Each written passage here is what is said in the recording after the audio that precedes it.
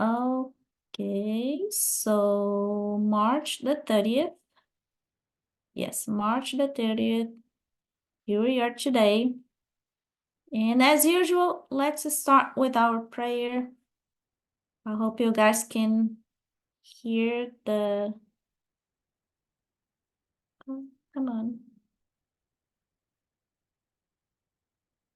Let's go computer. Oops. Yeah, there is no sound. I do not know what's going on, but there is no sound. That's okay. So doesn't matter. So let's close our eyes, relax our bodies, invite our spiritual guides, our spiritual benefactors, and the higher beings to join us today and guide us in this study as we try to understand a little bit more from the Spiritist teachings. Our source in the spiritual realm, we celebrate your presence with us here and now. Let us be guided by unconditional love and be of service for the highest good. We thank you for the abundance we receive, and please forgive our mistakes as we forgive those who cause us difficulties. Help us to fulfill our purpose, uphold our values, and be understanding and a little bit more compassionate. We ask for your guide and protection for our lives and the lives of our family members and friends. We ask you to inspire our speaker of the day, Leda Garcia, who so graciously accepted the task to share with us her studies over this book from one of your spiritual workers. May Leda and her family members be protected by the higher beings, and her inspired words today bring us light, understanding, and a little bit more appreciation for your loving care for all of us. Set your way before us, Jesus. May we make a difference in this world for your glory and purpose. And so be it. And okay, so we know I showed you. I forgot about hiding those slides. And so today is March the 30th. We have Leda talking to us about this book, Voltei, from Brother Jacob. That's actually a code name for Friederic Figner. And just so you remember, April 6th, there's not going to be a meeting. There will not be a meeting because some of us will be in Orlando. Yes. Yeah, so we'll be in this conference in Orlando. And the April the 13th, then Dr. Guilherme will talk to us. But again, this is not confirmed yet. We believe this is going to be possible, but he will confirm. So for today, guys, I did bring this video. Is some food for thoughts, but I think it does flange up with very well with what Leda will bring to us. I'm gonna play this video, but I'm gonna play this video. I'll talk later. So let me know if you can see it, if you can hear it. Let's go, the final of the women's 4x100-meter relay. The USA can see Jamaica early in this race. The first two passes have been made. Jamaica and the U.S. down the back stretch. Look at Shelley and Fraser Price go. But it's a good run from T.T. Terry. She has held her own, but now the Jamaicans have taken the lead. It's up to Gabby Thomas to close the gap. Gabby Thomas up against Shelley Forbes. Thomas gets the lead. Gets it to Sha'Carri Richardson. Here comes Sharika Jackson. And Sha'Carri and Sharika. The USA in front. Nobody's catching Sha'Carri Richardson. It's goal for the United States. I swear, every time I see this video, I get emotional because I have to ask you, what do you guys see after watching this video? Can someone tell me what you see? Teamwork.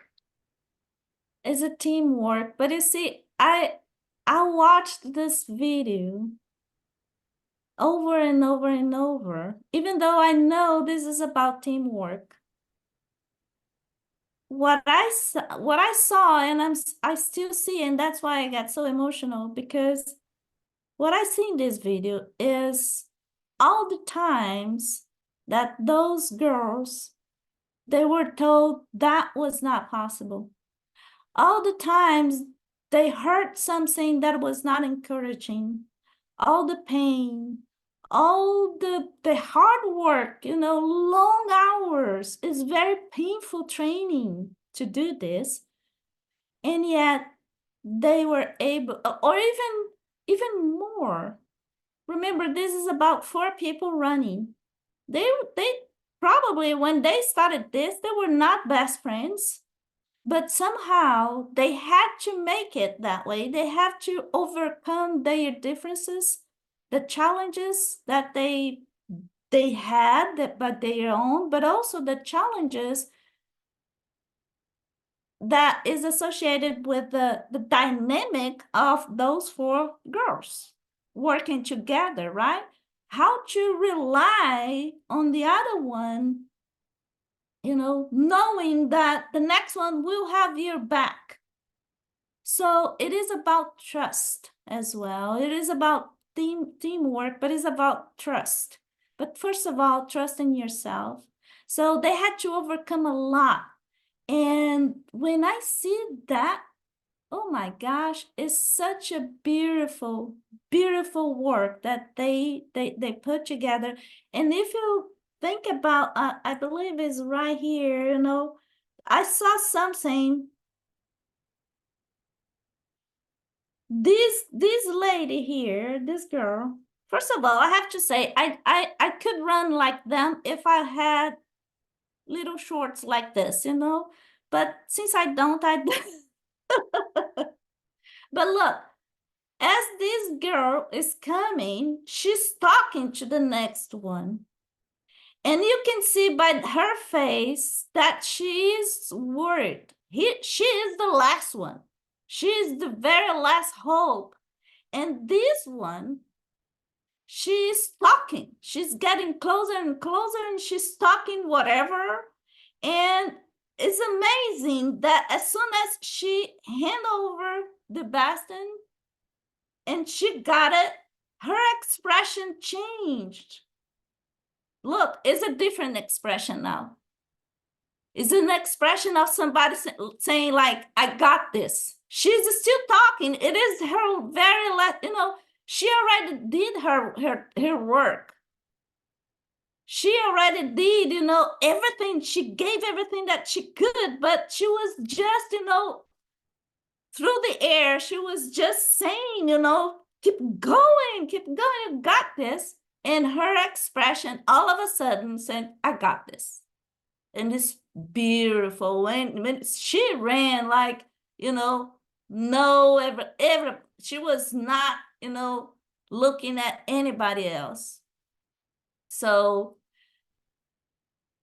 and that's the thought that I would like to bring today. If you have a work to do, how or if you have goals, how do you set up those goals? Are those goals meaningful, you know, like I do not know this person, but I really love the statement, the sentence. You don't get what you want, you get what you work for. And but how exactly you set up that goal? How exactly you set up what you want to work for, right? Does that goal or you work help you to achieve an everlasting benefit, like moral values, you know, being more enlightened? Or you simply get busy, occupied with meaningless tasks? So in this book from Joana de Angelis, she says, I misspell here. Self-knowledge becomes an urgent necessity to all who have discovered the importance of being conscious of their existence. And you will see that in this book, in this discussion today, there is a lot about self-knowledge and where exactly you should be putting your effort now. Sorry, Carol, you have your hand raised. You'd like to comment anything? Well, no, we're sort of past it. I was going to ask you to run that race again, but that's okay. We can do that. No, that's okay. I mean, it was so fast that I thought you made it go faster. The first two passes have been made. Jamaica and the U.S. down the back stretch. It's beautiful the way that they run. It's beautiful. It's pure art. Look her legs. It's up to Gabby Thomas to close the gap. Gabby Thomas up against Look, she's talking. Thomas gets the lead. Gives it to Sha'Carri Richardson. Here comes Sharika Jackson. And Sha'Carri She was not in the first. the USA in front. Nobody's catching Sha'Carri Richardson. It's gone. She was not the first one. Did you run that faster than what it really was? Or no, it is fast that way. Yes, they run that. Yeah, those. That's what I'm saying. Those trainings, I have seen some ladies training for this. It is painful to get to that point. It is very painful. So with that, so we have our speaker of the day is Leda. And competent liar, competent medium, and she is a member of our group, Slits group, since the beginning. She also worked in several, she did already work in several spiritist center and works, she's a volunteer for some of the charity institutions. I know one of them for sure is an orphanage in Belo Horizonte, mother of 2 kids, you know, beautiful daughters. She has been active in the Spiritism movement in Belo Horizonte since her very young age. So today she will be talking to us about this book, I'm Back. It's a follow-up, and with that, I will hand over to you, Leda. Let me know when you want to pass the slides to you. Okay, Anna, thank you for your kind words. I just have to tell you that my parents are not spiritists. I know. I noticed that when I said, oh my goodness, that was from Tatiana, and I forgot to. Yeah, I was actually introduced in Spiritism by Luis, who was my teacher. He was my English teacher when I was 12 and then 14 again. And I knew you had a contact when you were very young, but yeah. Yeah. So Anna asked me to do a follow-up to Tatiana's lecture.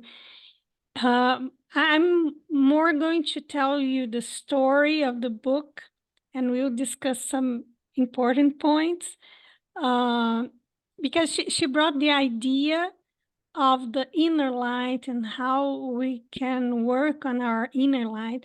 And that was the main problem for Brother Jacob, because he what made him more uncomfortable when he got to the spiritual realm was that he didn't have this inner light glowing as his friends, as his companions from Spiritism.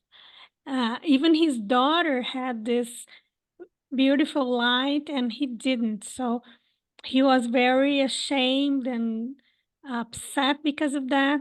And that's what I'm going to tell you is the journey that he has been through, and the differences and the things that he did the same as André Luiz from Astro City that you know a lot already. So we'll see in which ways his transition was different from André Luiz and in which ways it was the same. So we can move on, Anna, please. So this is just to remember what Tatiana said, because I think she told you the same things. So he was a very important spiritist. He was the vice president of the Brazilian Spiritist Federation, and he had many tasks there. And as he was a very wealthy man, a rich man, and he was also a philanthropist. So he was Jewish, and he was born in the Czech Republic. And first he migrated to the United States, where he met Thomas Edison, with whom he learned about the reproducing sounds of rotating cylinders. And he was one of the first in Brazil. Oh, and then he came to Brazil, and he was one of the first to start recording studios here with a lot of success. Leda, when he migrated to US, he didn't migrate with his family. He was by himself, right? So yeah, he married to a Brazilian. His fortune he made there in US.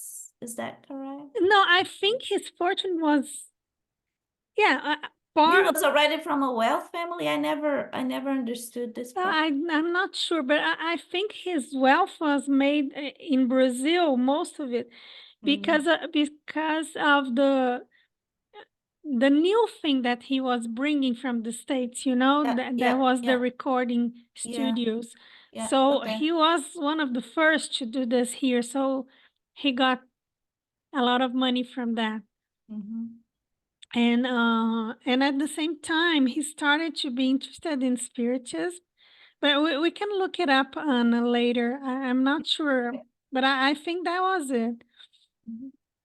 So at the same time, he started to be interested in Spiritism, and he was not a medium, but he worked as a dialoguer in mediumistic meetings in Rio for many years. Yes, Gloria?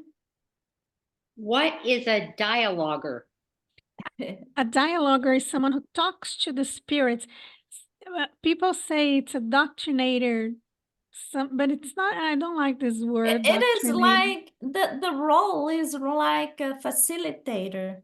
Yeah. I think the role is more like that, when you facilitate a communication between the spirit and, you know, in the medium. And the thing is, the way that they set up is, so you have the medium receiving the communication or the messages from the spirit, and then there must be somebody else talking to the spirit through the medium. Does it make sense? So that's the person talking to the spirit, kind of giving some enlightenment, giving some words of wisdom, giving some hope. Most of the time is about hope and consolation. And the thing is, And that's what I was about to say, to comment here, as Leda said, he was a dialoguer, because if you don't do this unless, one, you know a lot about the Spiritism, you know a lot about the doctrine, and you need to know what you are about to do, because it is always a surprise. There is no script. There's nothing telling you who is coming to talk to you, or what the problem is, what the problem of that spirit is. And two, you have to hold very high moral values. Otherwise, you will not have the authority to talk to that spirit, and that spirit will not hear a single word from you. Yeah. Yeah, that was one of his problems afterwards, that we'll get there. But yes, the dialoguer is someone that talks to the spirit, and he was a good one. He says that he didn't teach the spirits anything. He didn't want to force or to be better than the spirits, but he wanted to give them, like Anna said, some consolation and some hope, and to tell them that they had possibilities, they had other possibilities than to be disturbing and suffering in the dark realms, right? But we'll see more about that. We can go on, and but any doubts that you have, please ask Gloria.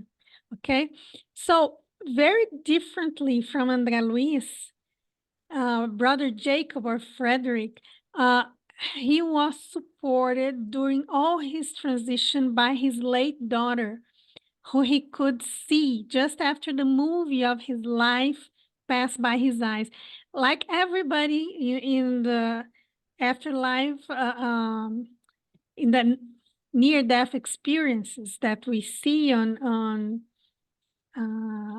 reported in documentaries, he had this movie of his life passing through his eyes when he was dying, right?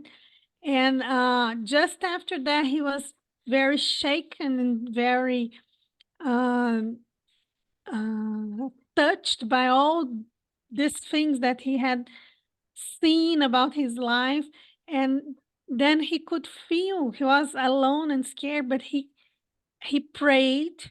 He was praying, and just after he prayed, he could see his daughter right beside him, helping him. And he said that she was more beautiful than ever, and she started to calm him down. And that was very different from André Luis, because you know that André Luis went through 8 years in the dark realms, and he didn't know exactly what was going on with him. He kind of knew that he was dead, but he was not sure. And Brother Jacob, as he worked with the spiritual, with spiritism and with spiritual things, he had he had very clear what was going on with him, and he earned, because of all the work, the charity work, and the how do you say that, Anna? When you do volunteer work in spiritism that he did, and then he earned this this help from the spiritual guides, and then he had this support not only from his daughter, but from his spiritual guide and Bezerra de Menezes. We see hands and yeah, right there. So, yeah. So he had a lot of help, and that is the opposite of what has happened to André Luiz. This Let's is go. this is very interesting because it points very clearly the importance of knowing, of being aware of spirituality and those concepts, and being in touch and study, etc., etc. It is completely different pathway, right? If we compare with André Luiz and brother Friederic Figner. So hi, Saint. I know you just joined us, but we just started here talking about this book. And yeah, so Leda just started talking about it. It was a good timing of yours. Yeah. Thanks. Hi, Mhm. Hyacinth. Hi. My daughters are visiting and we just finished dinner, Okay. which Okay, they good cooked, to so I've have been you. enjoying eating, yes. So we can go, yeah. So what I want to tell you is, even though he had all this help and this support from the spiritual guides, and Bezerra de Menezes is Yeah, this is Dr. Bezerra de Menezes. yeah. This is Friederic Figner. This Yeah, is his daughter and daughter his and spiritual guide. This is okay. his spiritual guide. Mhm. So Dr. Bezerra de Menezes was also a very important spiritist and doctor in Rio. And Chico said that he was one of an important figure in Jesus Christ's life. He is Zaqueu. I don't know how to translate that. Zaqueu, do you know, Hyacinth? Who You is say that again, he was what? Zaqueu? That the one who climbed up the tree to see Jesus pass Oh, through? Zacchaeus. Zacchaeus. Yes, Oh, yeah. come down, my little man, for I'm coming to your house for tea. Yes. Yeah. He was a yeah. little one, yes, Zacchaeus. Yeah. Yeah, So that was the that's he reincarnated as Dr. Bezerra de Menezes, and in this book, Oh, yeah, and in this book, Brother Jacob says that he no longer needs to be on earth anymore because of all the good things that he has done. He didn't need to incarnate in earth anymore, but he still remains here because there is so much darkness on earth and so many spirits that need help, and he asked on to stay here longer so that he can help the suffering spirits because of so much love that he has for us. So in this situation, he was one of the spirits helping Brother Jacob in his transition. And this process of disconnecting from the body took many hours. It was long and complex.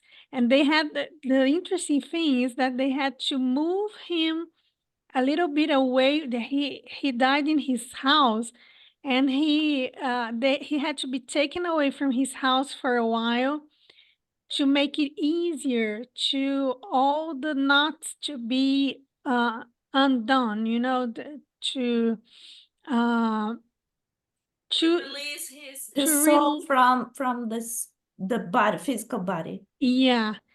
So it took many hours, and they took him to the beach where the environment is lighter and it's easier. Took him to the beach in a spirit, right? Because the body was in the house. Yeah, the body was in the house. You see that The line, little court. Yeah, this is the yeah. So this was he was still connected to the body, but they were little by little making this connection softer and undoing the knots. Yeah, undoing the knots. Yeah, that's So, the silver cord right there. Yeah, he says in the book that our belongings in our house, not only the family, because of course the family keeps the family keep us more connected to the body, but also our material things, our belongings, they also keep us connected to the body. So that's why they had to keep him away from the house. Yeah, it makes sense because if you think about our surroundings, especially the household and everything that we have, will be magnetized with our own energy. So for example, some mediums, they can touch, that's why some mediums, they can touch an object and tell the history because of that energy that we or the owner, magnetize and, put it in there. So that's what Leda is talking about, the belongings and, with a lot of energy that actually was just keeping his spirit in the body, connected to the body. We can change, Anna, to the next Okay. one. Yeah. So I have already told you that he deserved the help of the spiritual guides because of all the good that he has done. And even though he had all this help, he was feeling oppressed and in agony, and he couldn't speak for many hours. But he was trying to help the process. And one thing that I want to make very clear to you that he talks a lot about is praying, because every time that he prayed, every time that he felt grateful for his life or for his body, because sometimes when he started moving away from the body, sometimes he looked at the body and he said he was like feeling it's gross, right? That body was gross, but then he had to change this attitude to be grateful for the body, to be grateful for all that he's learned through the body, and then this attitude of being grateful, of praying, made all the difference for him to help the spirits help him, Okay, Hyacinth. From the picture, is his doctor in the spirit? Yeah, that's his spiritual guide, who's also a doctor. He's called Irmão Andrade. Okay, so that it was a doctor, and so his body, and then his spirit also. Yeah, he Okay. separated, and Yeah. he said that he looked back at the body and he could feel that he had two hearts beating. He could feel that he had the spiritual heart and the heart in the body, So the spiritual heart was also beating? Yeah, also but he beating. could feel it because it was his own heart, so he could feel it. Exactly. Maybe he could feel it until it was definitely cut, all the connections, but it took some hours for him for them to complete the disengagement from the body. Yeah. So until then, he was feeling like a duplicate. How he had a replica. Yeah, there is replica. yeah. So that's another important information, because he's talking about a spiritual heart. So every time that we talk about spiritual body, we think about this shell, right? It's like a shell. It's just the way that it looks, but it's not a hollow shell, because the same way that we see the body, like limbs and head and legs, etc., they are also a spiritual heart, a spiritual whatever, liver, right? Because it is a replica of what we see on Earth. And that's very important, Anna, because if we damage an important part of our body and an organ, right? Like in suicide, for instance, we damage our brain, our head, or our throat by having poison, for instance. And this will be harmed in the spiritual body. And they even have surgeries in the spiritual body to try to minimize the problem that has been caused. And sometimes no, if you do that to yourself, then you will be reborn here with problems in the same area. And Dr. Ian Stevenson has acknowledged that in his studies, because there is something as a birthmark in many cases, and this birthmark, in many cases, it's the same that the other reincarnated person had the problem. Sometimes the person had died of a shooting gun, and there is the mark of the shooting in the next reincarnation, you know. Okay, Hyacinth. Yes. Please. Did you say that they would be operating on the spiritual body? Yeah. Yeah. They operate in the spiritual body, especially in suicidal, because suicidal people, they suffer a lot from the damage that they caused themselves. And one of the things that in the hospitals that help them are done, one of the things that's done is surgery to try to minimize. They can't, as the person is a suicidal, many times they need to reincarnate to have it completely solved. The problem will be completely solved after reincarnation. But while the person is still in the spiritual realm, they do these surgeries to lessen the pain. Yeah, to lessen the pain and make everything possible to recover as much as they can. Yeah.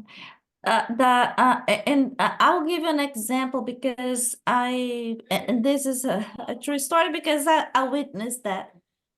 I had a chance or a mercy to visit my father once he passed. And after he passed, I had a chance to visit him in one of those astral cities. I could not see the astral city, but I do remember seeing the hospital he was in. And even though he died out of an aneurysm, he had this, I could see when I was visiting him, he has this scar on his chest. And then I asked the person who was guiding us to that visit, and I asked, okay, so he didn't die of anything, but aneurysm. Why do I see this scar on his chest? And the person said that over there, in that dimension, they no longer deal with the physical body itself, but the damage that we do as well to our spiritual body. So meaning my father, he had a lot of resentment, a lot of issues that if it was not because of the aneurysm, probably he would die out of something on his heart, like a heart attack or something. So yeah. And I was remembering, as we are in the Holy Week, right? Tomorrow is Easter. Oh, yeah. Jesus had these marks in his hands when he appeared to the Awesome disciples, point. Right? And of course, after he went away to the higher realms where he belongs, of course that he didn't have a body anymore. But while he was here with us, and he was like for 40 days, right? Showing himself to the apostles, he still had the marks. Yeah.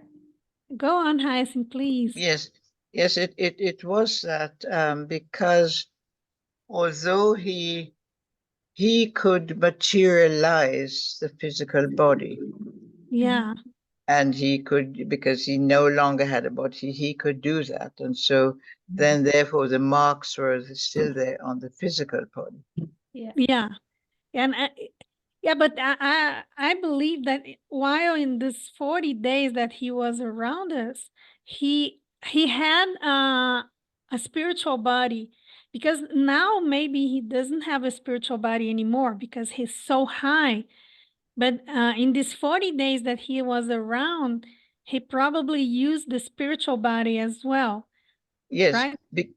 Because as I understand it, when you pass over, you have a spiritual body. You no longer have a physical body.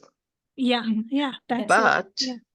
you can lower your vibration so that you can again assume the physical body. And as I understand it, you do that so that you can be recognized. Exactly. Yeah, that's what happened. This is what Stephen said. Yeah. If I can't say that you can't prove that I am who I say I am, then it is no use. Then my words are no use because you don't know who I am. Yeah, that's what happened so they have to your so they friend, have or... you have to recognize that this is who they are. And so when he said, see, the prints are still there. Yep. Yeah, absolutely. Yeah. Okay, let's move on, Anna, please. So this is his funeral, and he wasn't very close to his body in the funeral. This is him, his spiritual body. Yeah, and the interesting thing about his funeral, he wasn't very close to his body because he was already detached from the body at that point. But the interesting thing is that the vibrations in the funeral were hard for him because there were these good opinions about him, but also opinions that were not so pleasant, and people were commenting on how much did the funeral cost, and things that he did, and even spirits that he talked to them came there to see the funeral. And this is one of the spirits that they couldn't see him because he was in another vibration, in a higher vibration, another vibrational range, right? So they couldn't see him, but they came to say, oh, I would love to see his face right now.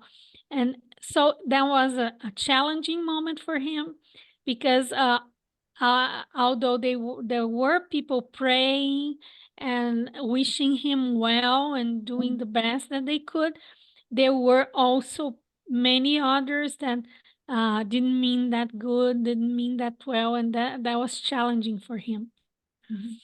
So you're saying this is him present in his funeral, but then as a spiritual being right here, these guys could not see him because they were in different vibrations, but he could hear and see what they were talking about, right? Yeah, because the higher sees the lower, right? Yeah. But the lower doesn't see the higher. Exactly. Yeah. Interesting. Okay, then this was over, and we can move on because otherwise we won't finish. So that there was a group, Bezerra de Menezes was leading a whole group of recent discarnated spirits, right? And they gather in the beach to go to their higher realms. And the last one to arrive was this very humble school teacher. And she arrived with a lot of light. You see there? She arrived very shining, and he was jealous glowing, of her. Yeah, her look chest at his was face. glowing. Yeah, her chest was glowing, and look at his face. His daughter had to say, "Oh, Dad, come on." because he was jealous of her because she had so much light and he didn't have that. So it started there. The problem that he had with his inner light that he didn't have started there because he could see that other people, even recently discarnated, had light already and he didn't. Okay, Gloria. Sorry. Go ahead, This is upsetting that we can still be human on the other side. Oh, Yes. we do not. Oh, We do not transform ourselves, and once humans, always. Yeah, and you know, So these guys over here, Leda, they were like recent discarnated people like him, right? So no. The woman, the teacher, she was recently discarnated, but he says that for each discarnated person, they had two guides helping them. I see, got it. And for him, they were his daughter and his spiritual guide, Irmão Andrade. Yes, I see now. You know? Okay, yeah. And So those guys, they were that like spiritual guides and supporting benefactor, supporting her. supporting She her. recently reincarnated, and they were having this meeting point at the beach, and they were asking, Bezerra de Menezes was waiting for her, Yeah. so they could go to the next Bezerra de stage. Menezes was the leader of the expedition, right? He was the responsible for all the discarnated, the recently discarnated spirits, and then they had, he doesn't, I don't remember, or he doesn't say how many, but I believe it was like 10 of them or something like that. And the thing that he says, he shouldn't be jealous because he was one of the most conscious ones, because most of these spirits recent discarnated, they were like zombies because they didn't have the conscience of what was going on. They were kind of entranced. Numb. Yeah. Most of them were in trance, but he was able to understand everything. He was able to Very conscious. have this clear mind and clear eyes of what was going on. But she was higher than him. She was brighter than him. That's why he was jealous. So they started the trip. Let's go on. And so does the book, before I go, does the book explain whether she was a spiritist or a religious person, or does it say anything? Nothing, right? They just say that she did a lot of good, and she was a very good person, loving and caring, but they don't say if she, because which certainly it's not had. important. Yeah. Okay. So they started their journey, and right next to Earth, there is the lower realms, right, where André Luiz was for 8 years, and they had to cross that dark part Zone, of the Earth, dark zone, to get to the higher realms. And you see, he was very scared. They were all very scared because that's why they needed these two spirits to support them, because going through this lower zones was very challenging. They saw very nasty things, creatures, weird creatures, that are there because of our thoughts, our bad thoughts of humanity, bad actions, and but then they finally, there's a very interesting part of the story when they finally arrived to this bridge, which they had to cross to go to the higher realms. And when they got there, the bridge was shiny, and And then these creatures that are in the darkest zone, they are very angry because they can't cross the bridge, and so they start yelling and threatening, Cursing, yeah. and there was one of these recent discarnated people, one man that was very shocked by the vision of the bridge, and he said, "Oh, I killed someone in my life. I don't deserve to cross this bridge." And then that was the only time in the expedition. Then by Vlad, that was the only time at the expedition that Bezerra de Menezes was worried. He was worried that because he had this big group, he didn't want to lose anyone, because when the entities, the dark entities, heard that, they started to say, no, a murderer can cross. We won't allow that. And then he had to say that he really did commit murder, but it was 30 years ago, and he changed his life completely. And he, in the last 30 years, he did good and he redeemed himself. And then he deserved to cross. And he asked Brother Jacob to pray, because pray out loud. And then praying with the vibration of the prayer, they could unite all the feelings, and then they could actually cross the bridge. But that was a very challenging moment also for them, right? But it's very interesting because, like Paul the apostle, he was responsible for killing Stephen, right? And still he redeemed himself. So yeah, Moses also killed somebody. Yeah.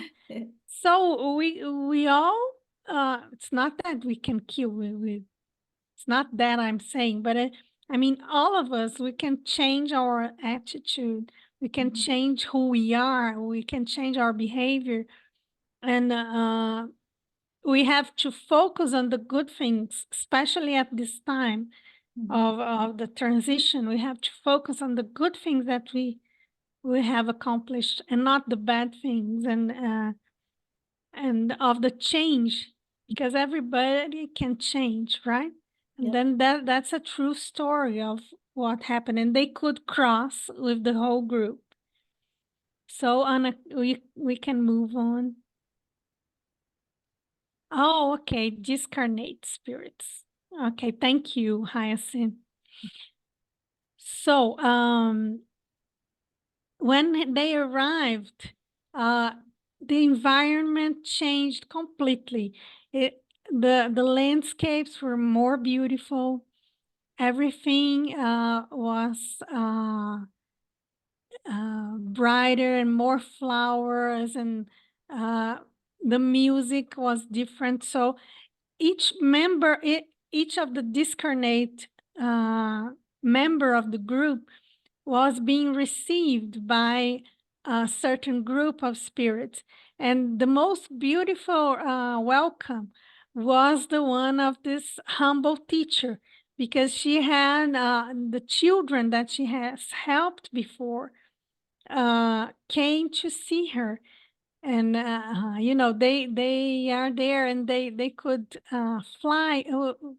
We don't say fly, we say volitare. No, I don't know if there is this word, but it's kind of flying, right? But it's not flying as a bird, but it's a different word that we use to say flying, right? She specifically mentioned that when a spirit is not walking, or is not flying really, because there is no wings, yeah, it's to volitate. Is there a word like that?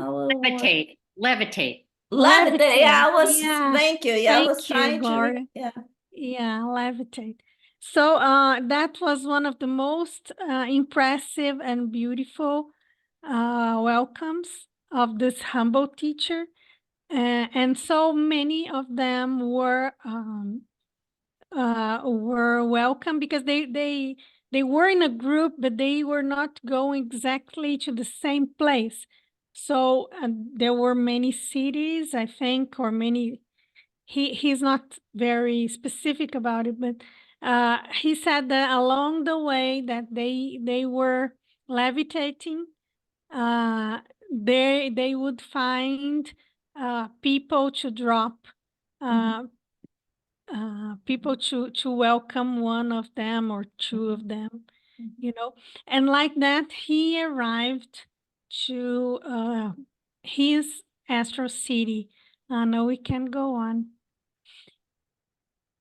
And that's so different from André Luiz also in this thing, is that when he arrived, because André Luiz didn't have a family in Astro City.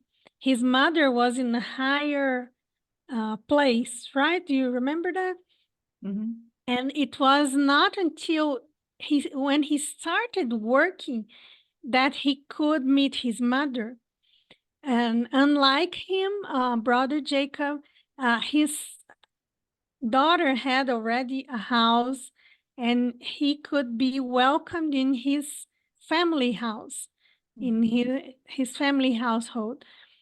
And right through the second day of his arrival, he could have visitors from higher spheres. And these friends of him were workers of spiritism in Brazil, fellow companions of his spiritual work in Rio. And they had died before him. And they came to visit him right in the second day that he arrived, you know. Of course, he arrived very tired and he had to sleep for a while. He said that when Dr. Bezerra de Menezes left him, he was kind of supporting him in ways that he couldn't understand, because when he left, he felt very tired and had to sleep. And then his friends came, and one of these friends, he was actually blind here on Earth, and he was not blind there anymore, of course, right? And he said that I was very keen on telling them news about Earth, about our fellow friends on Earth, but they were not very interested. And then he found out why, because they keep coming and going from Earth to the spiritual realm and back, working in the spiritual tasks that they have there. And then again, they invited him to go again to Rio and participate on the tasks there. And I think there's another one on another slide about this visit to Rio. Oh, yeah. And they went with this. He went with these friends to Rio, and now he started to see things from the spiritual perspective. In the street, he saw how does the spiritual influence happens from the spiritual point of view. You know, there is this man that's angry with feelings of revenge, and he is influenced by these bad creatures, bad spirits that want revenge and hate. And there are other people who are influenced, like this one here in the back is influenced by good spirits, you know. And then he participated also, they took him to witness a mediumistic meeting, which he used to be a part of as an incarnate person. And now he was a part of it as a discarnate. as a spirit, right? And he could see all from this point of view. And that was when something happened. That was when one of the spirits, one of the lower spirits recognized him and said, "Oh, there's Brother Jacob. Where's your light, Brother Jacob?" And he was again confronted by this idea of, "Oh, I'm not as What is my inner light?" Yeah, where is my inner light, right? So Gloria, this is a dialoguer. See, the dialoguer is actually, so this is the medium. The medium is incorporating and talking, and the dialoguer is talking to the spirit. And this is the spirit, the coordinator, right, from the spiritual realm, kind of harmonizing everything so this guy will not get lost or, lose, or, just trying to keep things in order, if you will, kind of organizing things. But this is a dialoguer. This is another dialoguer right here talking to this guy, to this spirit. Yeah. And I'm a little bit worried about the time because it's already 6:15 here. Okay. But if you give me 5 more minutes, I think yeah. So let's go on. I wanted to put this for you because there is a chapter in the book that he said that he was very upset because of this idea that he wasn't really doing what it was expected from him. He didn't reach the level that he wanted to. So his daughter took him to the US to visit some friends so that he could feel better. And he went to California where he had these friends, and he asked to talk to Thomas Edison, which he had met in his life. And he had been allowed exactly 15 minutes with Thomas Edison, which was his mentor, and who lives in highest plains and still works to help physics in the world. And two things that he said is that it was written it happened in 1947. So he said that the guardianship forces of the planet were following closely the discoveries in the atomic disintegrations, because they were very worried because peace was still very far. It was already peace because it was after war, but they knew that peace was not a reality in this world and wouldn't be for a long time. Yeah, it was at risk. Yeah. Yeah. So that there is this thing that I think it would interest you. So let's go on because I think there's some more. So his main purpose was to give news from the spiritual world to his fellow friends that were incarnated yet. And he wanted to start this work right away, but he couldn't. And then he even said, "Oh, André Luiz did that." And they said, "No, the medium should get acquainted to you, and you need to establish some connection, some tune, a good connection with the medium." And he says there that André Luiz had spent 700 days with Chico Xavier before starting the task. So that's more than 2 years. It's less than 2 years, right? But almost 2 years, right? Yeah. Right, Anna, you are the engineer. I think it's a little bit more than 700. Yeah, a little less. More than 2 years. Yeah. So, and then he had to wait. It was not the time, but then he afterwards, after all this journey, he could write this book, right? This is the book. Yes. But he couldn't do that. How long did he spend with Chico He to doesn't know say. each other? He doesn't No, say, he right? doesn't Yeah. say. He already knew Chico, but not as a spirit in the interchange as a spiritual medium.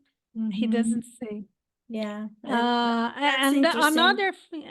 another thing that the spirit said was that André Luiz suffering in the lower realms in these 8 years that he passed there helped him to succeed in his task, right?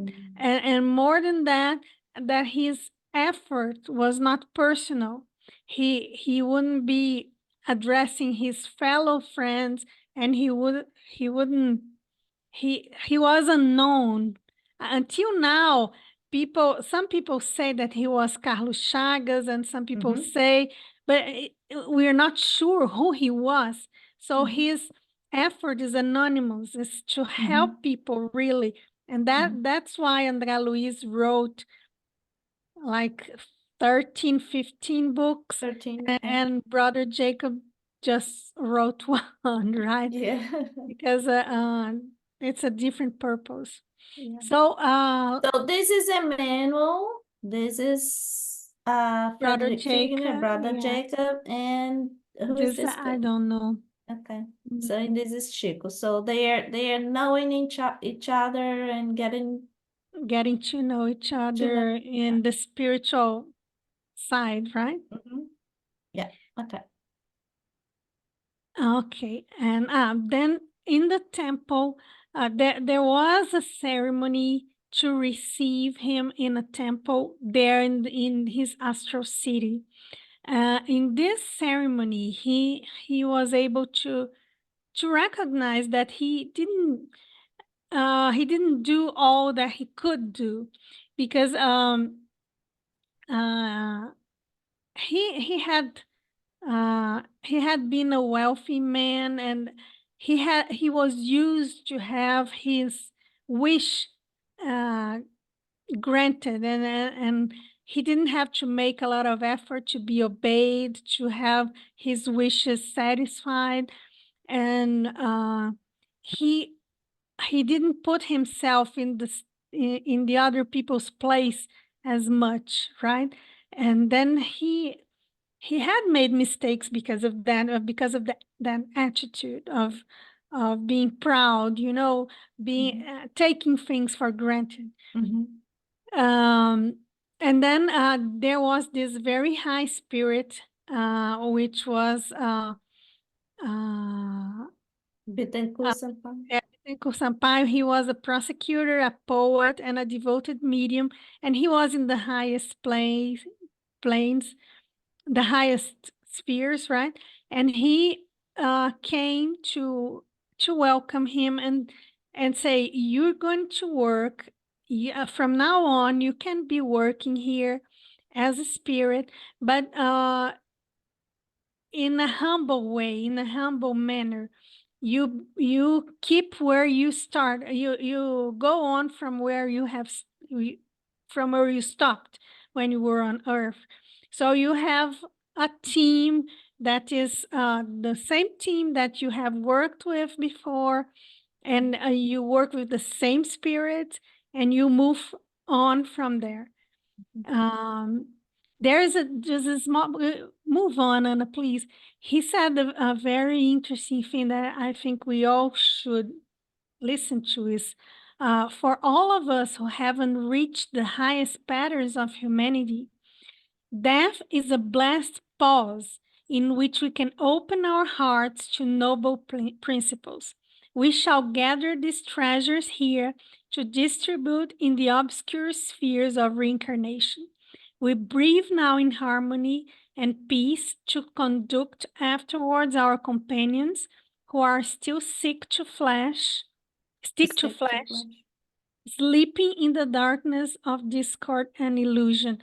So he means that in many times he says in the book that in the level that he is in the spiritual planes, most people will have to come back to Earth. And so when they are there, while they are there, they're gathering values, and they're gathering forces and noble principles to use when they reincarnate again. And I think that the last one right now, Anna, please.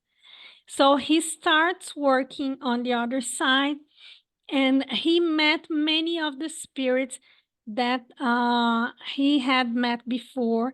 And one of them was very challenging for him, because he said that he was he used to influence a drunk man, that alcoholic, how do you say?